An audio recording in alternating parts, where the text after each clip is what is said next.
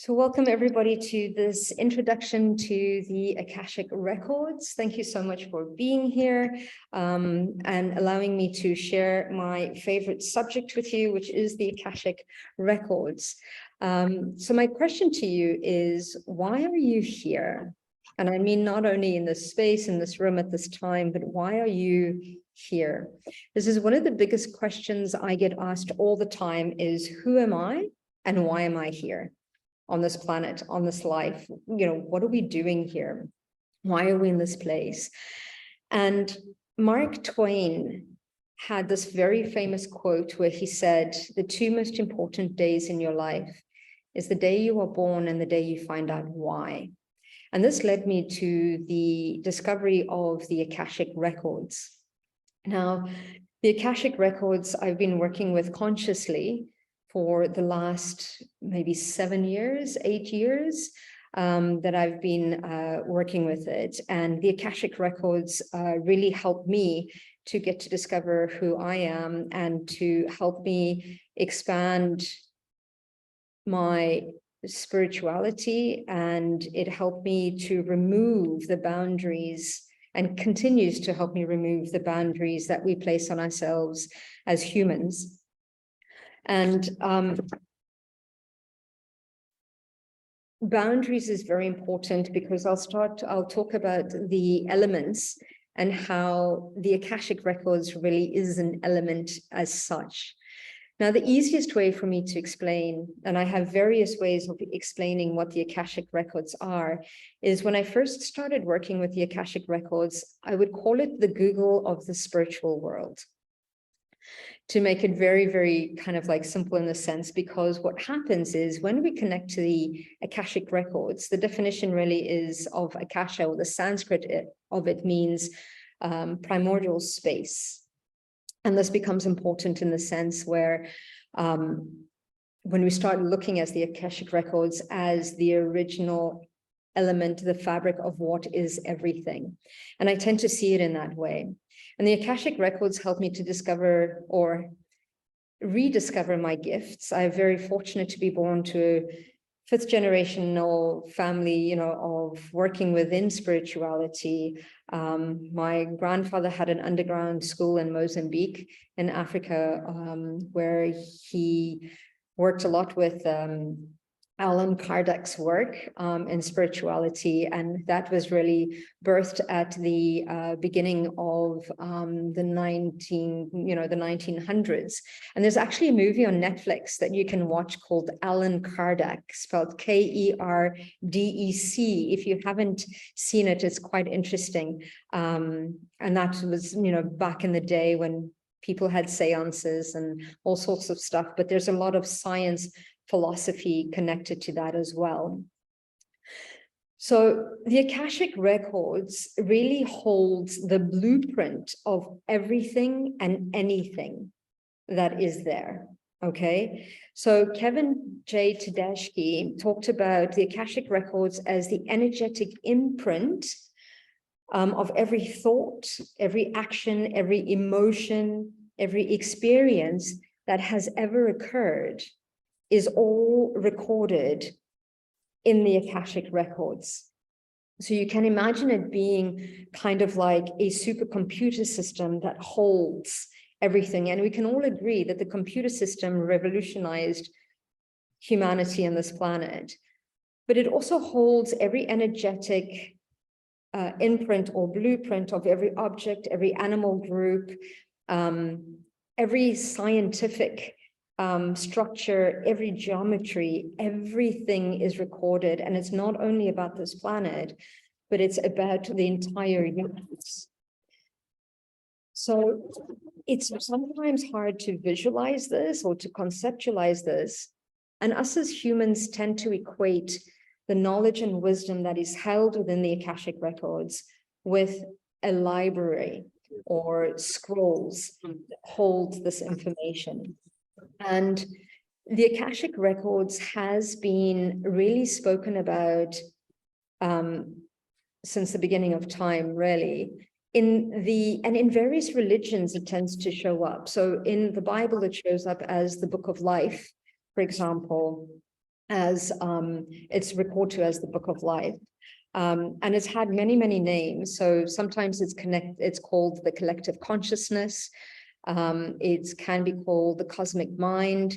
It's the universal library. Sometimes it's referred to as the whole of learning. The Book of Remembrance is how the Jewish faith relates to it. It's very interesting to see that the way it made its way from the East, because the gurus in India would constantly connect to the Akashic records to draw in the information and to help inform many different things. But what happened is that the first person to actually bring the concept of the Akashic records from the East to the West was a lady called Helena Blavatsky. And she was Russian born, and she was born around about 1861, if I can remember correctly. And at a very young age, I think somebody made a bet with her that she would never get married. She got married, I think, at 19, and very quickly was very bored with her marriage and her husband. Her husband was much older than she was. And I refer to her as an adventurer, because she left Russia and went traveling, and she traveled the world, and she studied various religions, from Hinduism to all sorts of things. And she was quite amazing in the sense that she lived with the gurus. She went through a whole bunch of initiations. And when she came over, she spent some time in England as well, in London, and she was the founder of the Theosophical Society. And it's quite interesting because here at the Conan Doyle Center, there is a Theosophical Society that meets on Thursdays to discuss all sorts of spirituality, which is very, very interesting. But she was the first one to bring the concept of the Akashic records to the West from the East. And she was very interesting. And then and she started bringing in these spiritual concepts and really created this, you know, she was known as an occultist back in those times. There's a lot of kind of like weird connections to that. But the other person that is quite influential in the Akashic records is Edgar Cayce, and he was known as a prophet. And I think he's the one that's more, I suppose, more famous, because his works, even though he had, like, I think it was a grade 6 education, his works are still today viable and is still being tested by the medical community and the medical doctors, because what he used to do was a lot of his prescriptions with being in the Akashic records was very kind of like, he would give a lot of medical diagnosis, and he'd give a lot of solutions to a lot of problems that people were going through. And medicinally, they're still valuable and still being used today. So he's written a lot of books, and I love his books because they're still current in many ways, which is great. So the Akashic records, I like to think of the Akashic records as the fabric to everything. For those of you that have more of a medical kind of understanding, I also see it as the fascia. The fascia is kind of like a web of tissue that runs through all of our organs and really kind of like holds everything together. The Akashic records, if we were to look at it from a grander perspective, is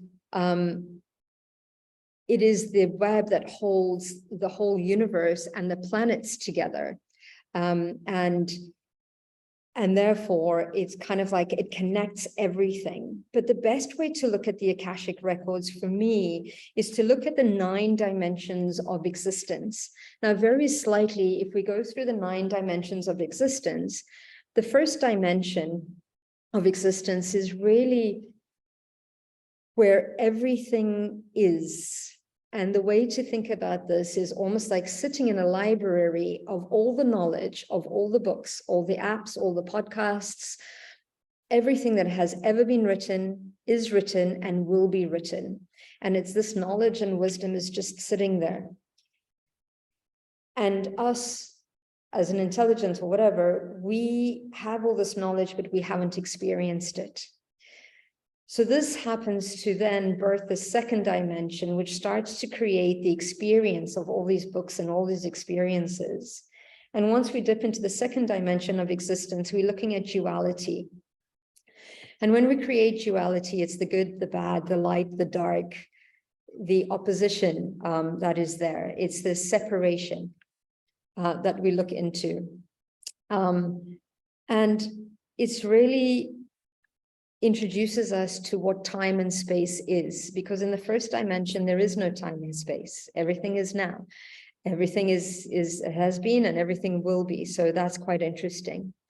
After the second dimension, it births into the third dimension, which is all about physicality, which is the dimension that most of us, well, that we are living in, where the everyday reality that we live, we're 1% physical, 1 to 5% physical, and everything else is energetic. And this is why we need to sharpen our intuition and trust our gut instincts, because our extrasensory perceptions are constantly giving us information of what's happening in this energetic world. So the third dimension is the heaviest dimension, which is the dimension of matter, but it also gives us the matter to which to experience those books, those stories, that knowledge and wisdom that is held in those libraries. So we choose to incarnate, we choose to live this physical existence, to experience, to play. This is really a playground that we're in. And once we start moving into the fourth dimension, we start looking at really understanding what is that holds this 3D matter. So this one is about expression, it's about experimentation, it's about integration, and it's about transcendence. So almost kind of like how, I don't know if you've ever been around these kids, or if you ever were these kids that would break things apart and then put them back together again, just to understand how they work. It's very much an engineering mind. For us that aren't engineers, when we're living in the fourth dimension, we start playing with time and space. For example, I thought I was going to be late today because we were stuck in traffic, and somehow we managed to get here with 20 minutes to spare. And that's kind of like really starting to play with the frequencies of time and space. Because once we start working within the Akashic Records, again, like I was saying in the beginning, the boundaries of everything start to shift, kind of like the elements. Really, if you look at air has no physical, it has no boundaries. Water will move in and out in the sense of having no boundaries in a sense. So does fire, so does earth. And think about it, for the planet that we live in, we're 72% water, we're 12% earth, and we're 6% air and 4% fire.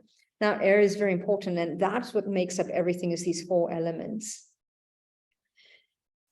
The fifth element is space. And the fifth element is the Akashic Records.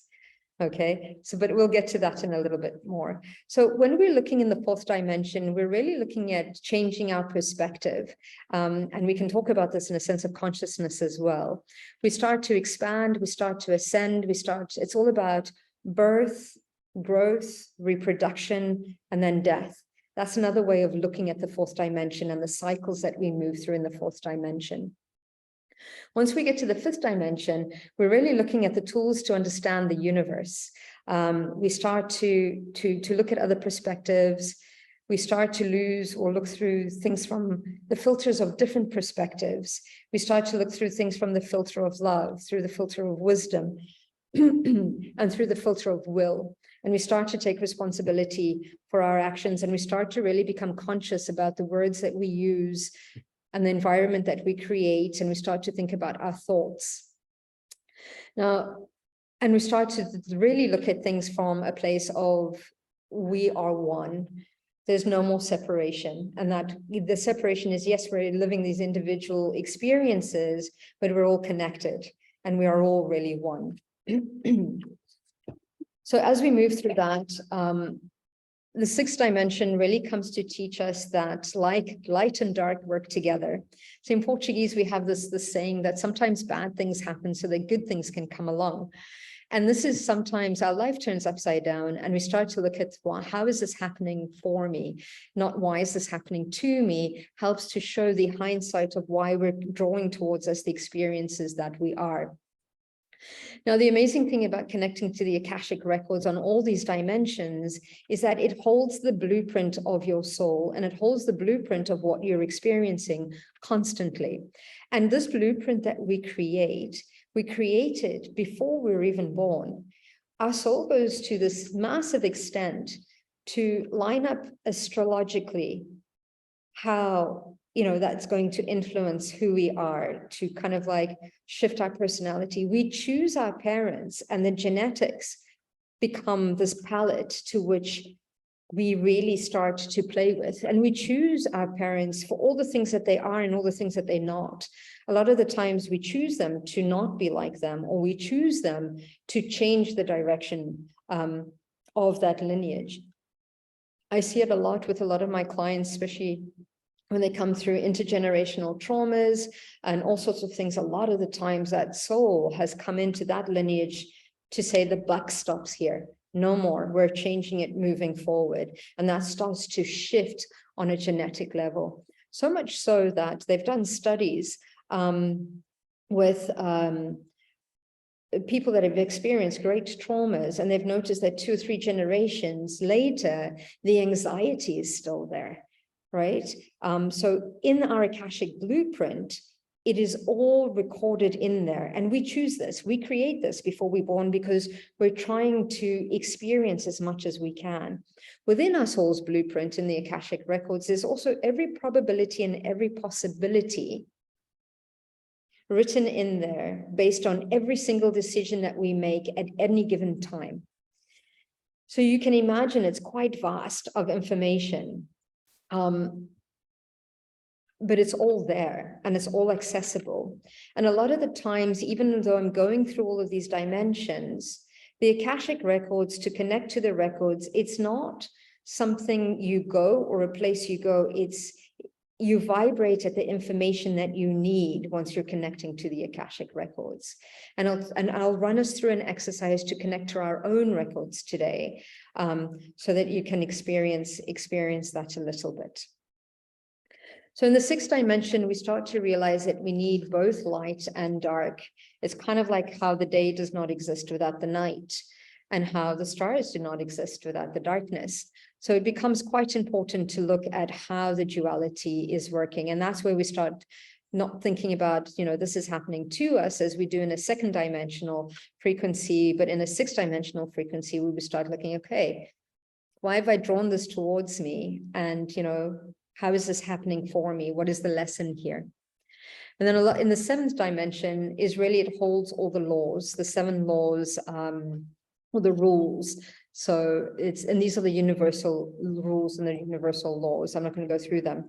The 8th dimension is usually looked upon as the matrix. And this is the coding that comes in. So basically, we really are avatars of who we're constantly masterminding the experience that we're having here as well. And usually this is the dimension where they say that the whole matrix of everything is, but I believe completely that the Akashic Records runs through everything. And I believe that the Akashic Records is the consciousness that we're tapping into. But it's usually they used to talk about reaching the 8th dimension before you're actually able, or frequency of the 8th dimension before you're actually able to connect with the Akashic Records. The 9th dimension is the last dimension, and it's the one we tend to call God. And the 9th dimension is known as the center of the universe. And they usually sometimes it's called a void. And it's almost like there's nowhere to go or anything to see. This dimension, we let go of everything, we surrender. So there is no more I or no more me. It becomes us universally. But after going through all of this, and this is the dimension that they say God is in this dimension. And again, there's no time, there's no space, there's just peace. And really the only dimension that actually truly exists is the first dimension, where everything is held, but we're going through these experiences in order to experience life and to really this really is a playground. And once we start working with the Akashic Records, we start to see that there are no boundaries to connecting to all sorts of spirituality, all sorts of blueprints. And one thing that the Akashic Records has helped me with is really enhance my intuition in many ways, because we spend a lot of time in a meditative state. And that's how we connect to the Akashic Records. We connect through a meditative state, but we will rely very much on our extrasensory perceptions. Again, we're connecting to that which we do not see, so we need to rely on our extrasensory perceptions. And the one thing that I've started to notice with the Akashic Records is the more I work within them, the more the other senses begin to expand as well. So ask yourself, how do you normally get your information? A lot of people are clairvoyant, so through seeing or creating visions. A lot of this time, the matter that is used is the imagination. So we bring towards us the pictures. It needs to work with something.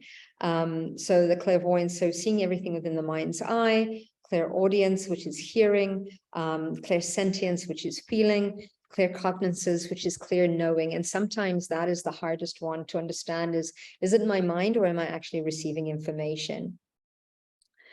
But in order to continue to work through and work with the Akashic Records, it's important to understand and master the other elements and to really spend time kind of like practicing and being in that almost kind of like meditative state. And I'll take us through this meditation to help us. Now, the Akashic Records helped me when I was going through, I think it was I had just moved countries with 2 young kids. I'd moved from Edinburgh to Calgary, and my marketing degree there didn't really, because it's very much an oil and gas industry. And even though I managed teams across Europe over here, the oil and gas industry wanted oil and gas experience. So I went through quite a bit I had to intern, which was fine. But I found it a little bit hard to adjust. And I started to find that I needed to connect back into my spirituality. And I started going through Reiki, kind of like a self-healing thing. But when I found the Akashic Records, it kind of like helped to reactivate, because I had hit the snooze button when I got to Edinburgh, just because there's a lot of dead people here. And I was seeing a lot of dead people, and I didn't have my family to support me. So I decided plus I was young and I didn't want to really, I wanted to go and explore the world. So I shut it down. And when I moved to Canada, because Lake Louise is very much a portal, it's one of the chakras of the planet. It started to reignite my spirituality, and I started hitting very much on this place of needing to heal and move through that. So I found Reiki, needed something more. I ended up looking at Craniosacral Therapy, but the Akashic Records, the reintroduction to my spirituality was through the Akashic Records, and that gave me form and process to continue to access that spiritual side of me. And that was quite funny, because I was like, okay, I'm ready to step into my spirituality. I'd like my gifts back, please. And the guide said, nope, you're going to have to work for them like everybody else now. So I jumped into that. And that was very, very exciting for me. And it was quite a journey. And I used to journal every day, and I'd ask the questions that I needed to ask. And what happened was it gave me the why. I was almost very much, even when I teach, whatever, if I'm teaching Reiki or Akashic, there's always, or whatever, I ask my students to ask me questions, because it's important to know the why behind everything and to know if the latest information is still valid, or is there more up-to-date information that is there. So the why, the Akashic Records provided the why for my life. It helped me to move through, to shift through, to understand, because sometimes just understanding the why helps us to move past whatever we're going through. Because once that lesson is learned, sometimes that situation need no longer exist. And the amazing thing about the Akashic Records that I found as well is that there is no judgment. It just is what it is, because it's, you know, and it shows you all different perspectives. And it's been quite important to understand that, because it's made me humble and more patient and more understanding on the journey that other people walk, that they are not my journey. And it's been quite rewarding in a sense of not only connecting to my own records in healing, but to helping others to connect with theirs, and or to connect to the Akashic Records for other people, because it's always provided a sense of illumination. Now, the records I use for many different reasons, not only to gain information about past lifetimes or what it is that we're going through, but I use it for healing and understanding the origin point of what it is that I'm going through. Because sometimes we bring in a lot of memory from past lifetimes.